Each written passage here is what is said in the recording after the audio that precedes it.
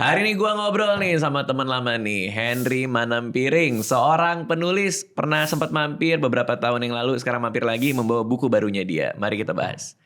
Apa kabar bro? Baik deh, happy to be here. Terakhir kita ketemu, lo masih ngantor. Masih Ya jadi kan, karyawan. Di hotel apa tuh namanya tuh, penginapan apa sih namanya Red tuh? Doors. Akomodasi. Iya, Red Doors apa tuh?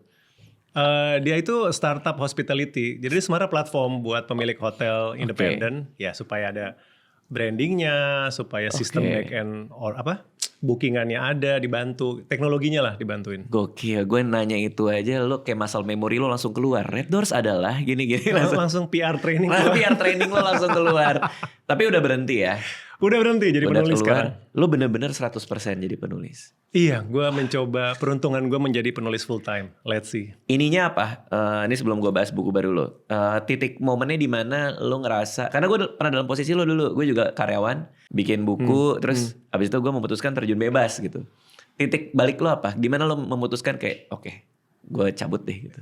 Ketika gue melihat kayaknya dari dunia kepenulisan nih gue bisa hidup deh. Bisa menafkahi keluarga gue deh. Jadi waktu COVID, nah ini anehnya COVID tuh membawa banyak hal yang tak terduga.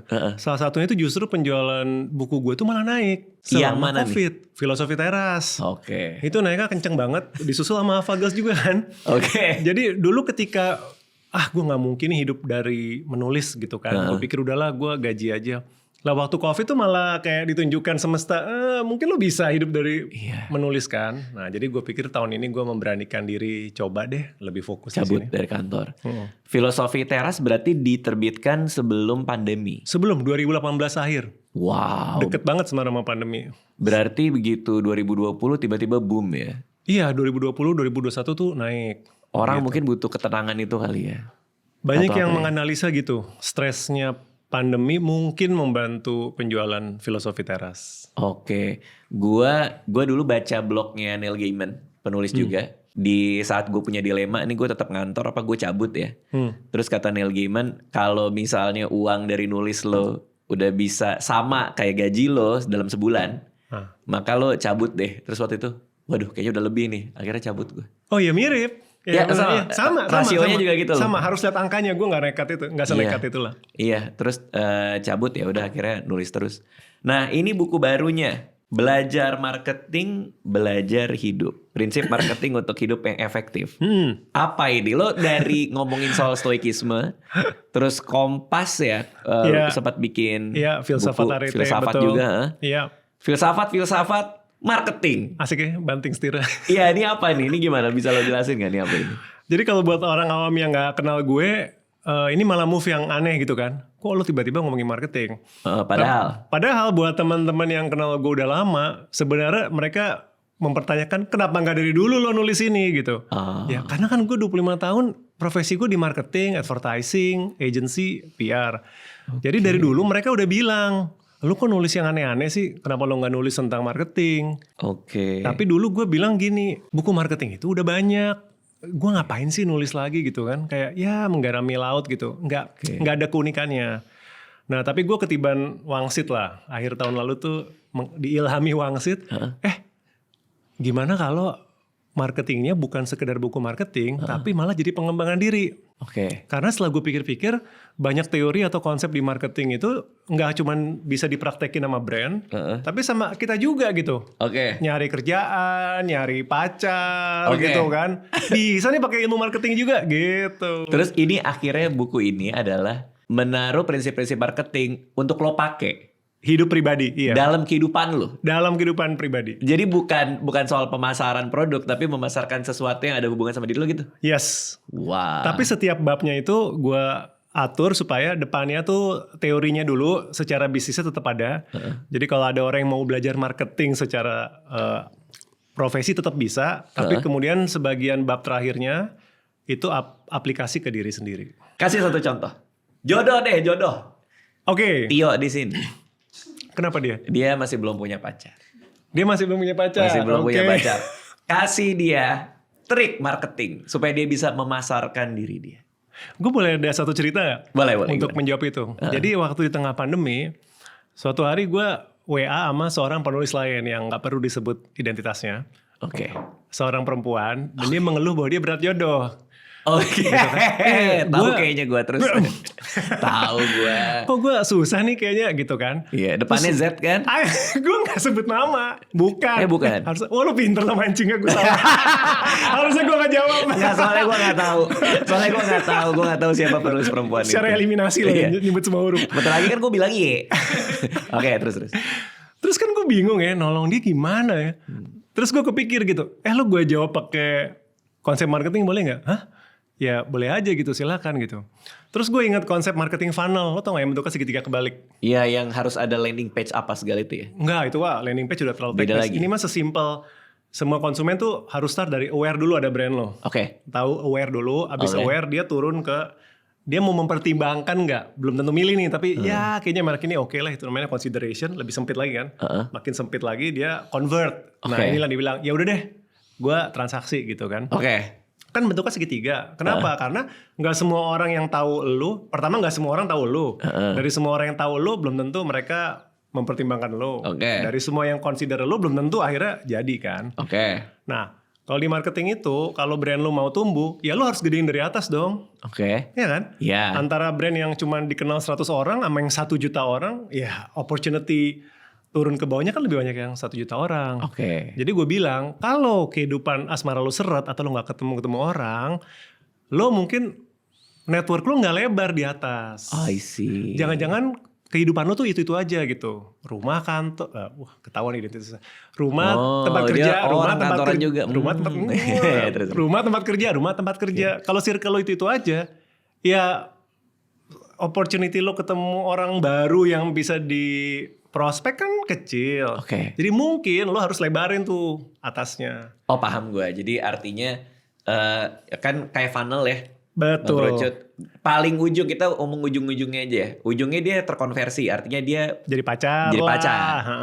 Tapi sebelum dia sampai ujung, decisionnya kan banyak tuh. Betul. Sesuai funnelnya kan. Paling atas itu aware-nya dulu, taunya dulu. Kenal aja dulu. Kalau sedikit yang kenal, maka kemungkinan terkonversinya juga 0 dong. Cakep. Tio harus ngapain? Tio lu gimana? Tio harus ngapain? Nah ya gue temenan ya, dia temenan banyak. Dia harus diaudit ya. Udah lama masih gak ada yang terkonversi. Banyak temen gak sih lu? Apa lu kerja di sini? Dia suka ngopi dia. Udah gak pernah nongkrong. Gak pernah nongkrong? Sejak lu kerja sama Radit susah ya? Enggak, karena aja udah males. Enggak, dia abis jam kerja juga main Valorant sama anak-anak. Nah itu. Valorantnya pun juga sama anak kantor.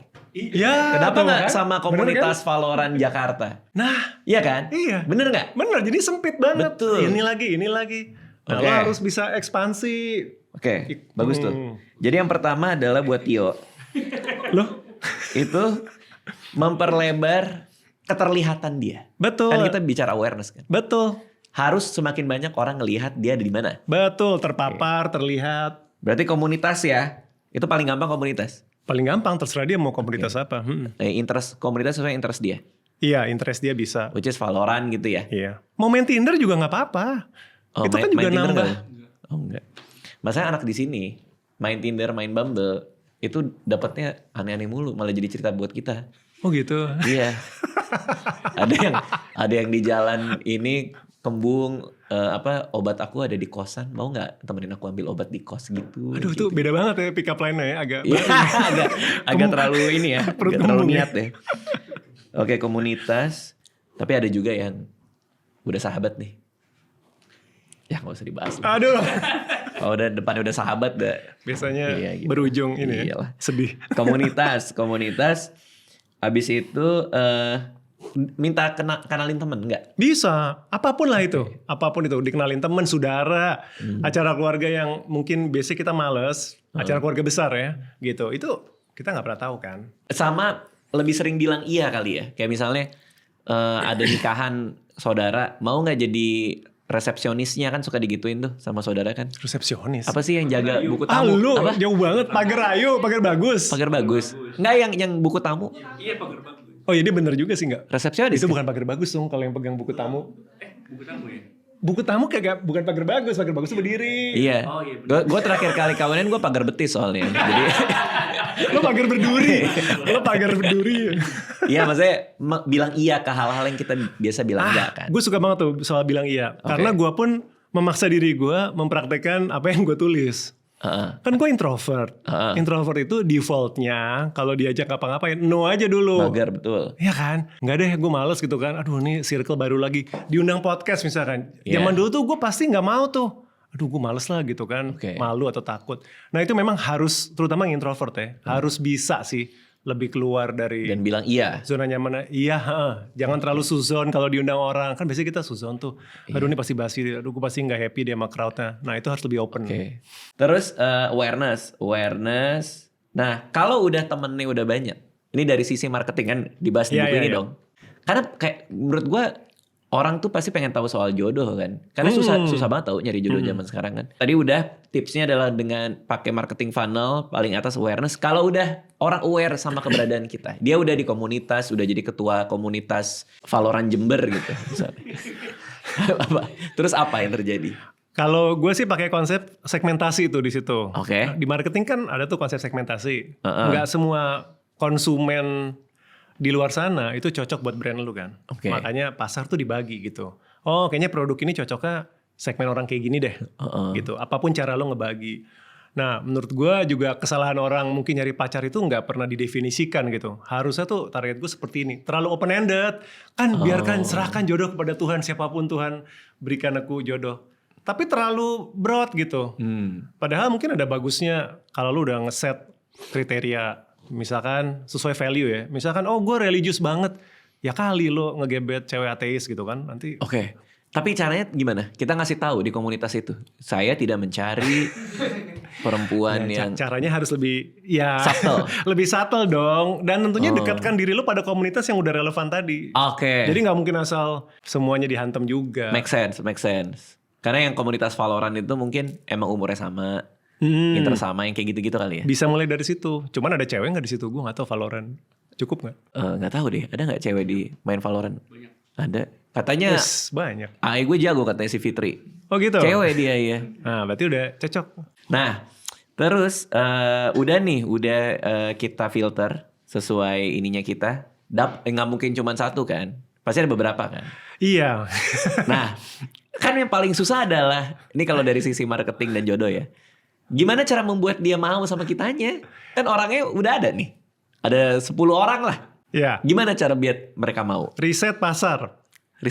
Market research. Lah iya dong. Lu gimana? Gimana tuh? Pemilik brand kalau mau memenangkan hati calon konsumen kan di riset. Anjir gila teknis banget ya. Terus. Lo benar ya? Kan gue bener. kan? Ada riset nih konsumen ini kebutuhan HP, apa sepatu larinya apa kebutuhan skincare-nya, problem kulitnya apa. Itu kan di riset. Supaya produknya, offeringnya match kan. Oh cocok nih. Problem lo yang ini, gue punya produknya gitu kan. Maka lo menawarkan bahwa gue solve problem itu. Begitu juga lo gebetan lo, masa lo kagak kenal. Dia nyari cowoknya kayak apa, dia pernah punya masa lalu dengan mantan kayak apa, yang mungkin dia gak mau lagi misalkan. Ngobrol, riset, sampai lo ketemu, bisa nih kayaknya gue masuk. Karena gue ngasih solusi atas masalah-masalah dia. Bukan solusi atas masalah sih. Gue juga gak suka bahwa relationship tuh buat nyelesain masalah. Solusi, tapi lebih kayaknya apa yang lo cari dari seseorang pasangan. Itu gue punya. Gue ada gitu. Karena sesuai kebutuhan. Yes. Jadi matching brand, konsumen. Nah ini juga. Misalnya namanya Nadia. Harus Nadia ya? Misalnya. Emang siapa nih? Gak apa-apa. Misalnya Nadia. Dari Valorant Tangsel. Katakanlah dia pendukung Marcel nih. Katakanlah ya. Katakanlah. Katakanlah dia pendukung Marcel. Marcel masih nyalon ya? Oh, iya. Masih. Abis itu sama Gibran kan. Lihat rambutnya aja pasti sering nyalon.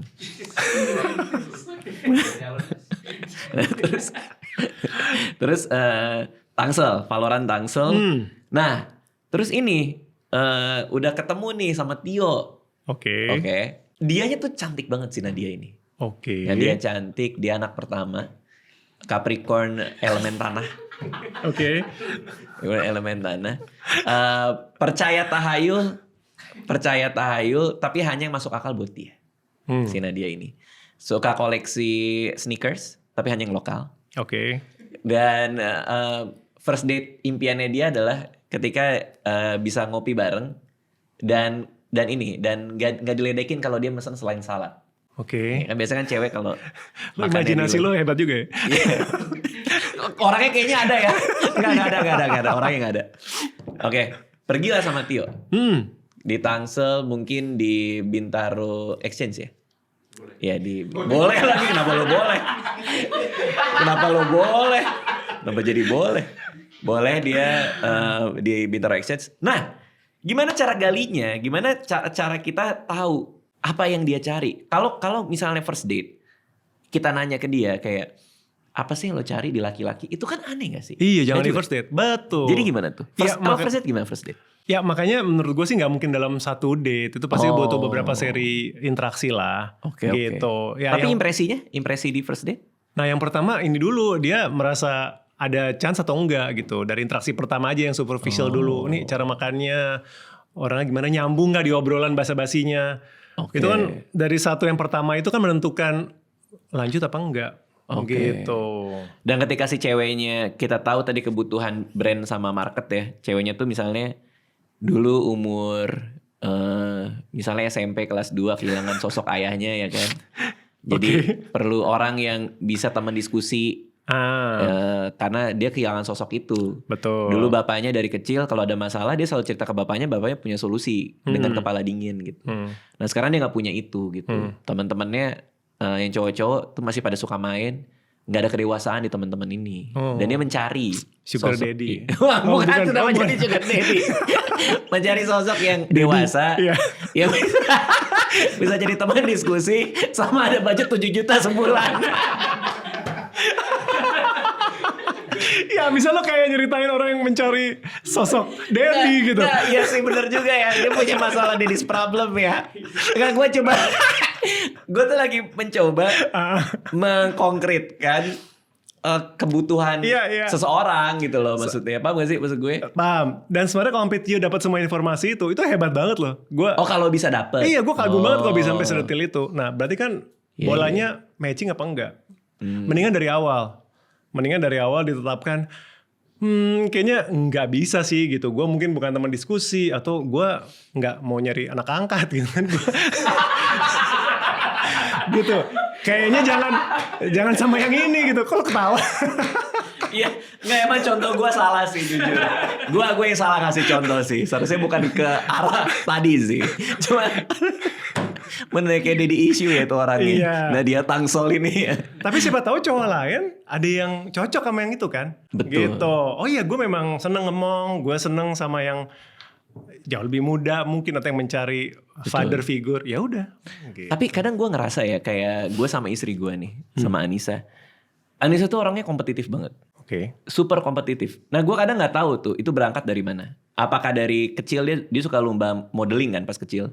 Suka dikasih lomba sana sini dan pialanya juga banyak. Oke. Sehingga mungkin jiwa kompetisinya itu ada dari situ. Sedangkan gue orangnya nggak kompetitif. Kayak kalau lo menang ya nggak apa-apa. Kalau kita lagi main apa, habis itu lo menang, ya bagus lah gitu. Terserah. Gue malah lebih suka nge-support orang supaya menang kalau gue. Nah artinya tanpa gue sadari itu cocok ternyata ya. Karena kita bicara kebutuhan yang dikasih nggak? Iya nggak sih? Nggak juga? Ya yes or no. Karena kan beda pasangan. Tergantung hal itu matters nggak sih buat salah satu dari keduanya. Kan bisa jadi masalah kompetisi atau menang lomba ini ya dua-duanya santai aja gitu. Bukan hal yang berat gitu. Iya. Tapi kan beda kalau misalkan yang satu suka telat mulu. Sementara buat yang satu ketepatan waktu itu penting gitu kan. Betul. Nah itu hal-hal remeh yang bertengkar kecil-kecil itu lama-lama kalau tinggal bareng mungkin bisa nyebelin mungkin. Atau yang satu hemat banget, yang satu boros banget. Itu kan bisa jadi sumber ribut tuh. Oh, artinya kecocokannya tuh lebih ke arah yang kayak tadi. Karena itu udah mendasar tuh ya. Setiap pasangan tentukan mana yang ini yang signifikan apa enggak. Karena misalkan masalah jorok sama rapi sama jorok. Bagi pasangan lain mungkin cincai gitu, biasa aja. Tapi kalau yang ini mungkin benar-benar serius loh. Gitu. Itu udah mulai ke kalau kamu orangnya jorok gimana bisa ngatur hidup. Nah itu mungkin beberapa orang tuh ada yang sampai ke arah sana gitu argumennya. Oke, nyari kecocokan di situ ya. Terus kita ngasih apa yang dia mau, baru akhirnya kita bisa dapat jodoh kita gitu. Iya. Kayaknya gampang banget ya. di atas kertas. Di atas kertas ngomongnya. Oke, itu tadi Dipraktekkan. soal jodoh. Apalagi yang kita bisa dapat dari buku ini nih? Ini udah ada di mana-mana kan? Udah. Udah ada di mana-mana. Udah. Apalagi? Konsep ini kali, CLV, Customer Lifetime Value. Wih, itu juga baru tuh ya? Sebenarnya di marketing nggak baru. Ternyata udah lama. Iya, jadi kan konsep Customer Lifetime Value itu sesimpel gini loh. Kalau lo ada customer, jangan ngelihat dia itu hanya sebagai transaksi sekali. Betul. Lo bayangkan, kalau sampai dia balik ke lo, rutin nilai transaksi itu dikali total dia kembali seumur hidup dia, makanya lifetime value, itu nilai jadi gede banget kan. Iya, makanya banyak subscription bisnis ya. Subscription bisnis gitu kan. Kenapa kalau di financial business tuh kartu kredit misalkan itu kan bukan hanya dilihat transaksinya sekarang, tapi kalau dia bertahan nilai dia gede banget loh. Oke. Sebagai contoh nih, kartu kredit gue itu udah 25 tahun loh, gue baru sadar juga. Banknya gonta-ganti tapi karena banknya diakuisisi lah, ya kan nggak? Oh ya? Iya, bang gue nasibnya sial mulu. Jadi gue udah ganti kartu yang sama, gue udah ganti 4 bank. Oh juga. gitu. Iya. Oke. Kartu kredit gue kan dulu Bank Papan, udah nggak ada Bank Papan sekarang. Ada namanya Bank Papan? Hah, lo lupa ya? Enggak, bukan. Bahkan gue nggak tahu. Ada Bank Papan dulu. Tahun berapa? Ini kita bicara akhir 90-an. Enggak. Dulu dia spesialis KPR, makanya namanya Bank Papan. Gitu. Nggak tahu. Ada Bank Papan, dia dicaplok. Bank Papan diambil sama ANZ diambil lagi sama Bank sekarang ANZ. di ANZ masih ada, Digibank. Udah nggak ada. Hah? Udah nggak ada ANZ. Di Indonesia? Udah nggak ada. Di seluruh dunia? Enggak, Indonesia. Indonesia. Mereka tarik operasi di Indonesia. Jadi kartu kreditnya luntang-lantung diambil lagi sama bank lain gitu aja terus. Bank Papan itu karena KPR? Enggak. Dulunya dia spesialis KPR. Spesialis KPR. Tapi kemudian dia masuk ke consumer lah. Makanya namanya Bank Papan. Iya. Oh, gue punya Bank Busi waktu itu. Apalagi mobil busi. Aduh, pada nggak ada. Iya. Oke, terus. Poinnya gue adalah bayangkan value gue dari perspektif kartu kredit itu. Oke, ketika gue nggak pindah, nah berarti kan lifetime value gue tinggi banget.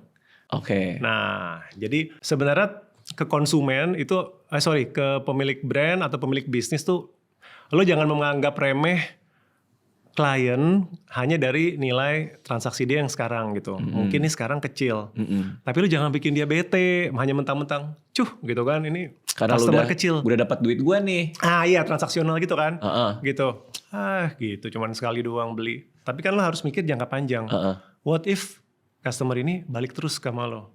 Gitu kan. What if nanti dia tambah rejeki, duitnya lebih, dia malah beli barang lo yang lebih mahal. Okay. Gitu. Tiba-tiba ketika perspektif kita seumur hidup, lifetime, maka mungkin kita men-treat customer itu hati-hati, lebih baik, jangan dicurangin, gitu kan. Iya. Mencurangin customer itu kan pemikiran jangka pendek. Gue ambil duitnya sekarang gitu kan, gue kasih barang jelek.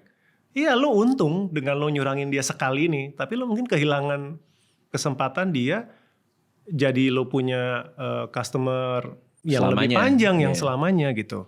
Nah itu gue terapkan juga ke interpersonal. Di buku gue bilang, hati-hati kalau kita menganggap orang di sekitar kita itu hubungannya cuma sekali gitu.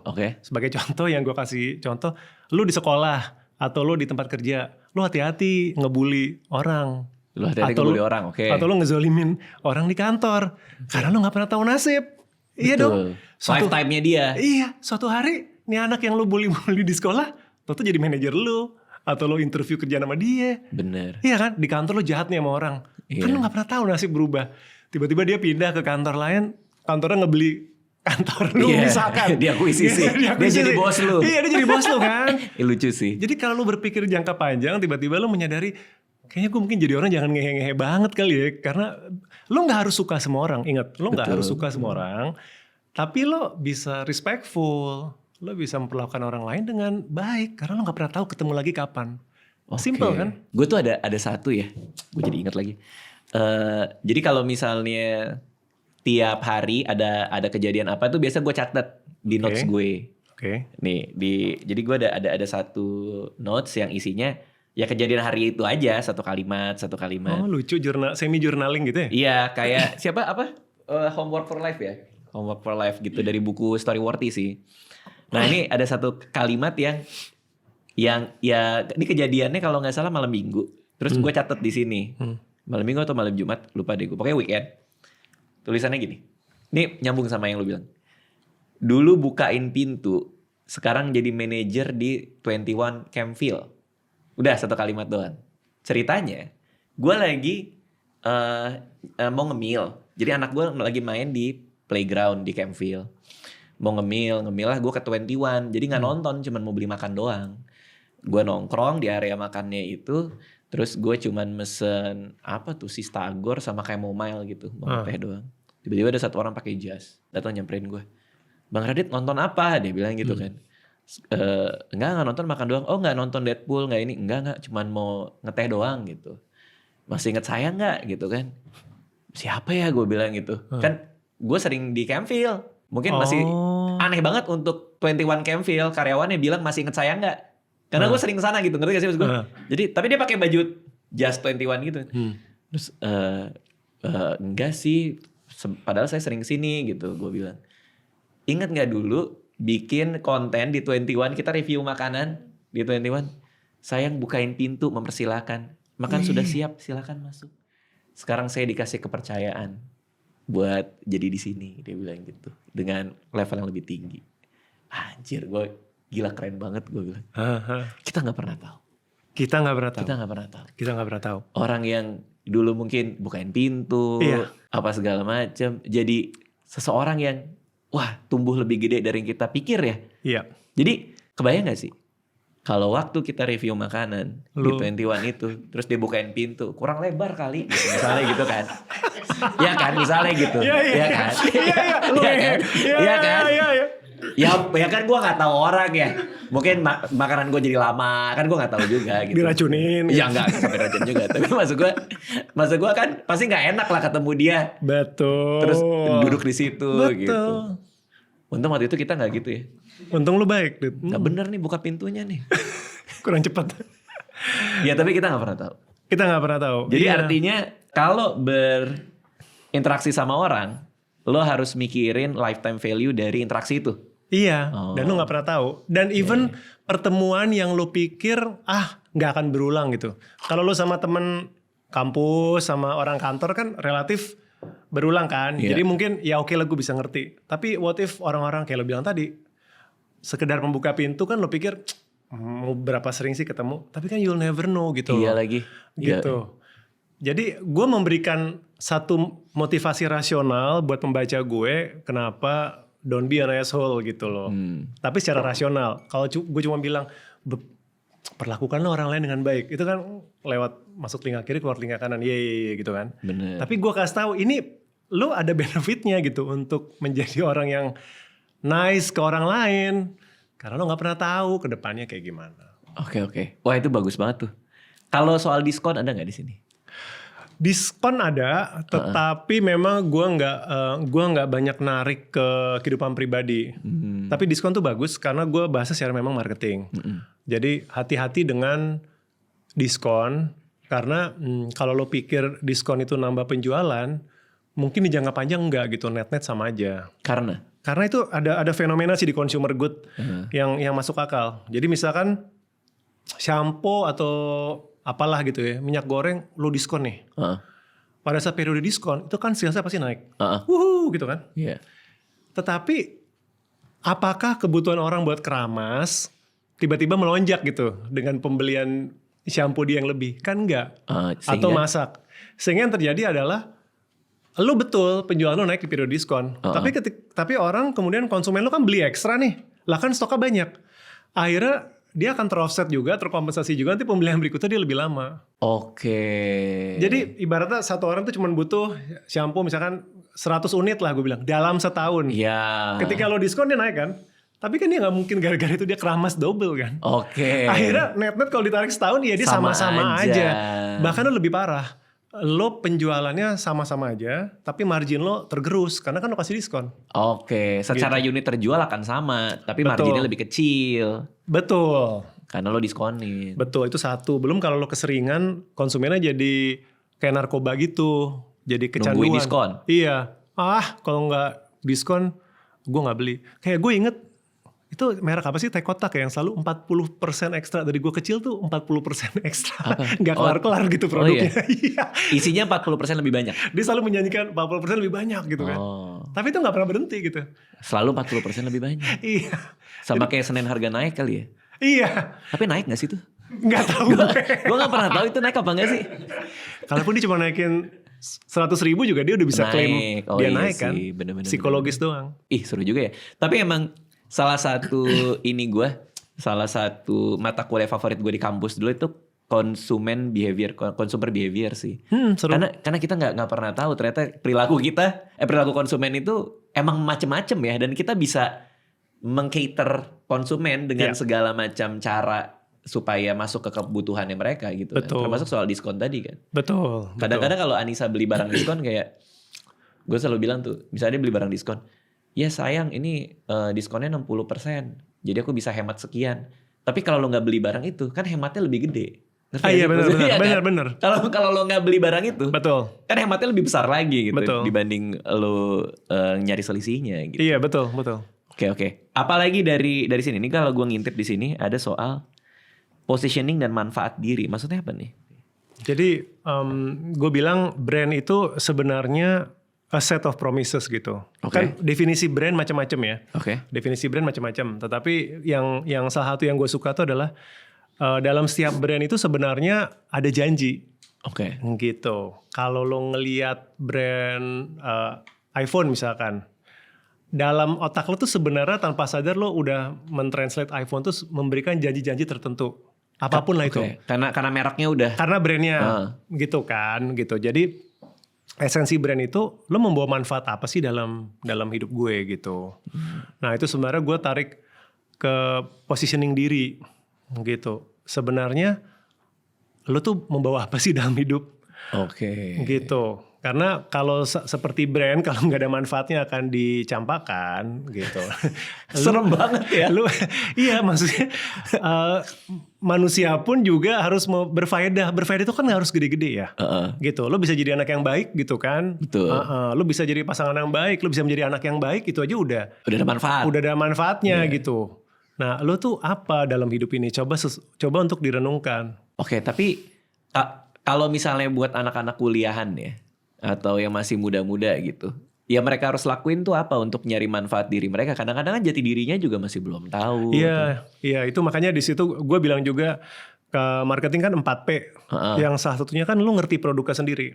Kayak produk sendiri tuh. Which is kalau dalam kasus kita ya lu kenal diri lu sendiri gitu. Dan kayak lu bilang gak banyak orang tahu dia punya strength, talent apa atau weaknessnya apa. Dan kadang-kadang istilah gue tuh adalah meminjem mata orang lain buat ngelihat diri sendiri, gue bilang gitu. Dengan cara?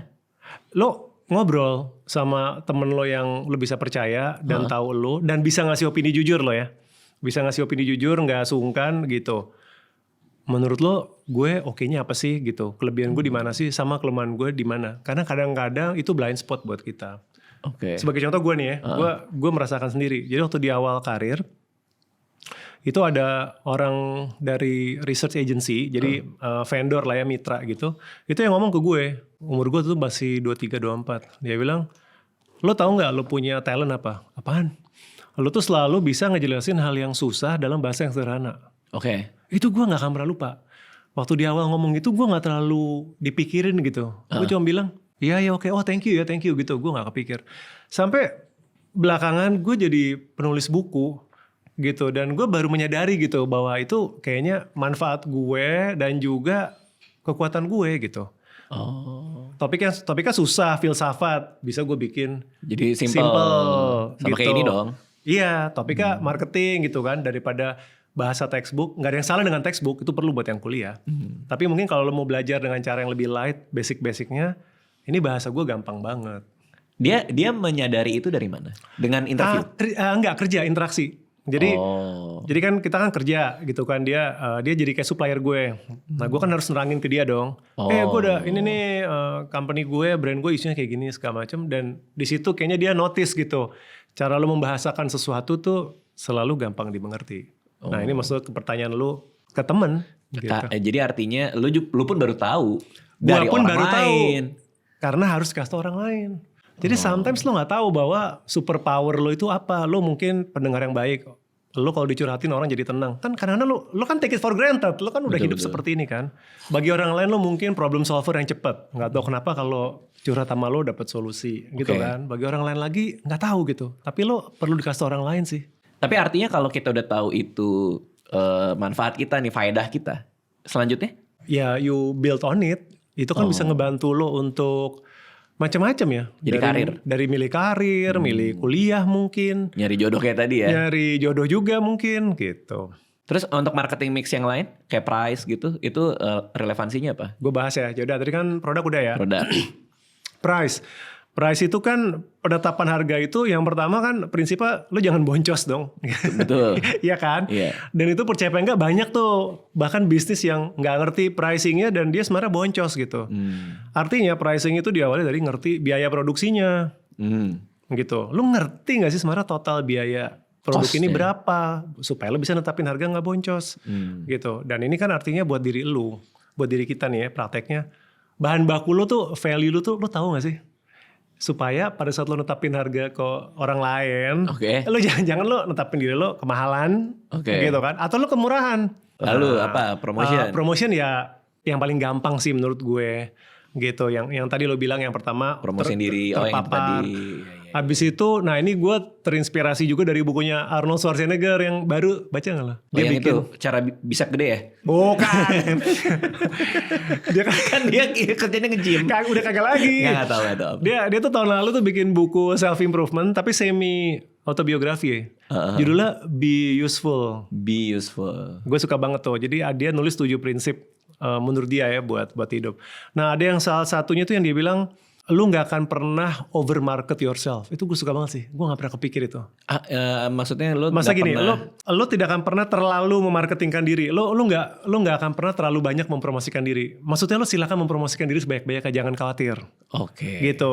Ya terus dia cerita lah waktu dia awalnya datang ke Amerika itu bodybuilding tuh dipandang sebelah mata. Iya. Tuh. Tapi dia bilang gue gak peduli, gue pagi, siang, malam ada kesempatan gue diundang interview. Gue akan menjual bodybuilding. Mau itu media kecil, media gede dihajar terus kan. Jadi dia bilang, lo nggak boleh slow down, lo nggak boleh menahan diri, gitu. Nah itu gue tariknya ke diri masing-masing. Banyak orang itu yang kayaknya itu masih negatif gitu untuk mempromosikan diri. Itu bener sih. Bener nggak? Yeah. Masih banyak, gitu kan kayak. Why gitu kan. Kayak takut orang enek gitu kali ya. Iya. Ntar gue semakin ngomongin diri gue. Padahal gak juga ya. Padahal tergantung caranya gitu. Kan caranya bisa ada yang ngeselin tapi kan bisa ada yang subtle. Atau kurang banyak memanfaatkan channel gitu. Media sosial misalkan. Kalau lo di karir ya LinkedIn lo jangan sepi-sepi dong. Kalau lo pengen dilirik sama pencari kerja headhunter. Iya sama headhunter gitu kan. Jangan malu gitu. IG lu jangan ngumpet gitu. Gue gak bilang bahwa lu terus setiap 10 menit posting. Iya. Tapi juga jangan under market yourself. Itu juga sesuatu yang ya udah gue sekarang gue terapkan gitu. Terus terakhir apa tuh? Place ya. Nah, place favorit gue itu. Karena kadang-kadang luput dari pembicara marketing. Place itu kan bahasa gampangnya distribusi gitu kan. Kalau produk lo fisik, misalkan makanan minuman lo ada di Indomaret Alfamart nggak gitu kan. Kalau nggak ada kan susah dicari. Kalau jasa misalkan apakah website lo gampang ditemui gitu kan, app lo gampang dicari apa tenaga sales lo gitu. Nah place ini sama kayak orang. gue bilang bener tuh posisi menentukan prestasi. Jadi gitu. Jadi kadang-kadang ini bisa diartikan pertama physical place gitu ya. Physical place gitu. Kalau misalkan karir lo susah gitu ya atau kehidupan cinta lo susah, jangan-jangan memang physical. Harus gini ya. Oh enggak. Bisa kesini juga. Oh iya bener bisa. Gitu. Jangan-jangan peredaran lo gitu atau di kantor deh. Kalau lo hanya mau datang ngerjain kerjaan lo. Duduk datang ke meja. Terus diajak ikut kepanitiaan ini dong, nggak mau gitu kan. Bantuin ini nggak mau. Itu kan bukan job desk gue gitu. Lo kalau mau negatif kan bisa bilang, ngapain gue keluar dari job scope gue gitu kan. Padahal kalau mau positif, sebenarnya itu kesempatan lo tuh keluar place lo itu diperlebar loh. Lo berinteraksi sama orang dari departemen lain yang mungkin menghargai lo kan. Wih, ini orang kerjanya oke nih gitu. Iya kan? Atau lo ketemu tanggung jawab lain, misalkan lo nggak pernah disuruh jadi panitia halal bihalal kantor gitu kan. Ya udah deh gue kerjain. Tiba-tiba lo nggak tahu lo ketemu skill lain, networking lain di kantor. Jadi perluas place lo gitu. Oke, perluas distribusi diri. Distribusi diri lo, Iya betul. kan? Orang bisa ngeliat lo secara fisik itu lebih banyak. Iya. Ini sebenarnya menjelaskan fenomena ordal atau lingkar satu gitu. Kenapa pusat kekuasaan itu ya orang berusaha merubung gitu kan, deket-deket di orang yang berkuasa gitu kan. Orang kan bilang, ih kiss ass. Ya udah, lo bisa dibilang negatifnya gitu. Tapi kan dia sebenarnya melakukan prinsip place itu loh. Oh. Gitu. Karena pasti si yang punya kuasa itu pasti akan lebih percaya atau lebih gampang mendelegasikan ke, gue sering lihat dia nih. Iya, ke lu aja deh dapat tanggung jawab. Tapi kan nggak berarti harus kiss ass juga kan. Maksudnya dengan kualitas diri kita yang mentereng kan juga bisa membuat kita masuk lingkaran itu kan. Iya. Cuma tinggal masalah nurturing relationship dengan pihak-pihak yang ini kan, yang kita mau tuju doang kan. Betul, jangan ngumpet. Banyak pesan yang mungkin lebih berat buat introvert ya daripada extrovert. Bener. Gue emang malas keluar rumah sih. Ya Cuman kan? karena digital, jadi Iya. gue tuh ada satu tahu. Kan kerjaan gue dulu juga nulis blog ya, nulis blog apa segala macam. Dan gue paling malas keluar rumah kan dari dulu. Nah cuman ada satu adegan di film apa gue lupa. Jadi si dua orang ini salaman. Terus dia ngenalin namanya, nama gue ini salaman. Terus yang lawannya dia bilang, oh ya gue tahu kok reputasi lo preceding your name, dia bilang. Your reputation precede your name. Artinya gue belum denger nama lo, gue udah denger reputasi soal lo. Ya. Itu gue kayak, wah itu momen gue kebuka banget sih. Bahwa gue mungkin gak kenalan banyak orang. Gue gak punya network banyak orang. Tapi gimana caranya gue ngebuat nama gue orang tahu sebelum jabat tangan sama gue. Dulu benchmark gue adalah Vira Basuki. Mbak Vira. Iya. Mbak Vira itu kalau gue denger Vira Basuki, gue tahu dia penulis. Vira Basuki penulis. Nah gue gimana caranya orang tahu Raditya Dika itu penulis. Jadi itu obsesi gue selama berapa tahun awal gue berkarir tuh. Gimana caranya ya? Oh mungkin gue sering nulis artikel, mungkin gue sering apa segala macam. Sampai lama-lama ya orang notice lah gitu. Tapi artinya buat introvert masih ada harapan ya? Ada banget. Nggak harus keluar rumah ya. Masih bisa ya. Apakah karya kita yang keluar rumah? Betul. Iya kan? Apakah karya kita yang menjangkau? Betul. Ya atau diri kita. Kayak gue gak kebayang sih 10 tahun lalu gue harus ketemu banyak podcaster baru gitu loh. Karena gue tuh sebenarnya gak suka public speaking. Oke. Atau gue nerima job jadi pembicara. Aduh gue males gitu kayak lo. Gue mager. Tapi lama gue pikir ini limit growth gue sih. Kalau gue terus kayak gini. Bener. Jadi gue nekat aja ketemu. Dan ternyata gak apa-apa tuh gue gak mati gitu kan. Bener. Malah nambah Tapi kayak gini. lo belajar lagi gak? Belajar lagi soal public speaking. Beli buku kah atau... Nah enggak sih, gue masih learning by doing sih. Tapi lo mempelajari, artinya belajar dari setelah lo on stage, tadi yang kurang apa gitu? Enggak juga. Oh enggak juga? Enggak juga ya? Soalnya poin gue adalah ketika kita, tadi kan bicara soal limiting growth ya. Iya. Poin gue adalah kalau kita ngelakuin hal baru yang kita gak ngerti, kalau gue kan pelajarin nih. Oh. Gue tuh jadi kayak ngerasa ada excitement baru Pak. Oh. Kayak karena gue gak ngerti ini. Gue gak ngerti ini dan gue pengen belajar soal itu gitu. Oke. Kayak bikin lagu. Gue tuh lagi belajar bikin lagu. Dan itu hari-hari gue dikonsumsi sama itu doang. Sama belajar. Tapi itu jadi very exciting buat gue gitu. Oke, mungkin gue public speaking agak tradisional dalam pengertian ya udah deh lo jam terbang gitu loh. Oh oke. Gitu. Jadi ini true story nih. 2006-2007 gue setiap kali harus presentasi ke klien, gue kan masih di agensi, itu pasti sakit mah. GERD. Pasti sakit mah. Gue gak tahu itu GERD, gak tahu apa. Pokoknya stres ya. Gue di tas kantor gue tuh pasti ada obat mah. Every single time abis gue kelar presentasi, gue harus minum obat mah kan. Iya. Tapi kan gue gak bisa menolak dong. Ini kan gue dipecat ya kalau nggak bos gue gak mau presentasi. Ya kagak bisa, itu kan tanggung jawab. Bener. Tapi you know what? Jam terbang tuh akhirnya membuat itu surut sendiri. Mahnya hilang. Mahnya hilang. Iya. Iya gue mungkin kalau harus presentasi ke presiden baru gue mah lagi sih. Tapi kalau sekedar karena alasan lain mungkin ya. kalau sekedar presentasi biasa sih, gue sekarang udah lebih tenang. Oh wow. Gitu. Pembiasaan ya, habituation.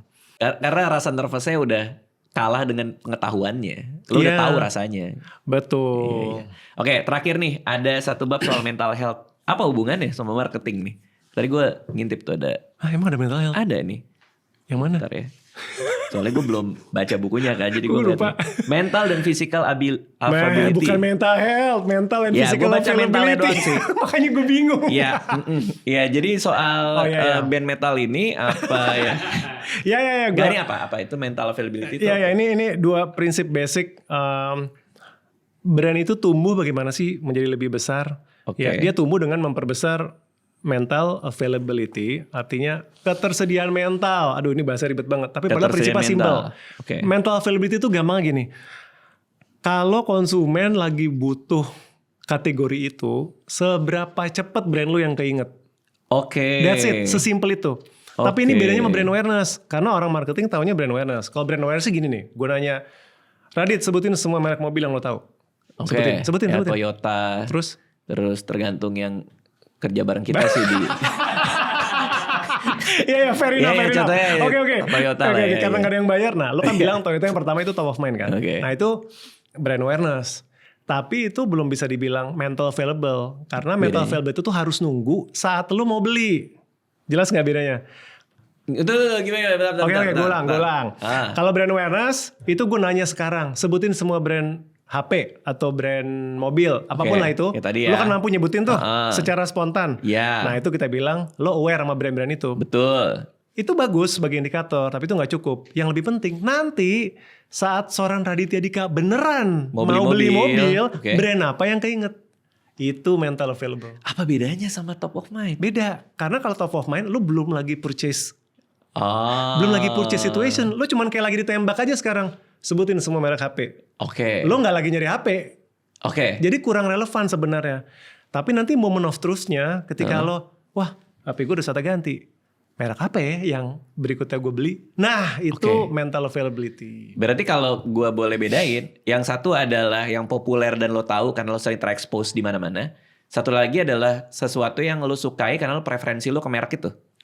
Apa nggak gitu? Nggak harus begitu sih. Oke. Jadi kadang-kadang misalkan gini ya, kalau nanya gue semua merek minuman ringan misalkan, gue bisa nyebut tuh. Minuman ringan, ya ini. Ya kan? Tetapi pada saat hari panas di pantai, merek yang lo keinget pertama itu mungkin akan beda dari kalau lo lagi makan di rumah makan Padang, lihat gak? Jadi ada power of context-nya gitu loh. Iya, paham. Nah, gimana cara? Berarti dari sisi level, yang paling bagus kalau sebuah brand mengisi punya mental availability itu. Iya. Kalau menurut Profesor Marketing Baron Sharp, yang lo harus kejar jangan cuma awareness, tetapi mental availability. Karena kadang-kadang sebuah brand populer aja, tapi pada saat mau dibeli, dia keinget apa enggak. Gimana cara nyampe level itu? Ya, komunikasi yang continue, terus komunikasi yang tepat. Nah ini kadang-kadang kan orang tuh di dunia advertising kan yang penting bikin cerita lucu aja gitu kan. Yang penting mungkin viral nih gitu kan kalau lucu aja gitu. Sementara kalau idola gue ya Profesor Baron Sharp tuh bilang gitu, iklan itu harus selalu meng-create brand lu sama konteks konsumsi lu gitu. Jadi nggak hanya awareness. Jadi nggak cuma awareness. Bener. Jadi benar-benar ditunjukin gitu.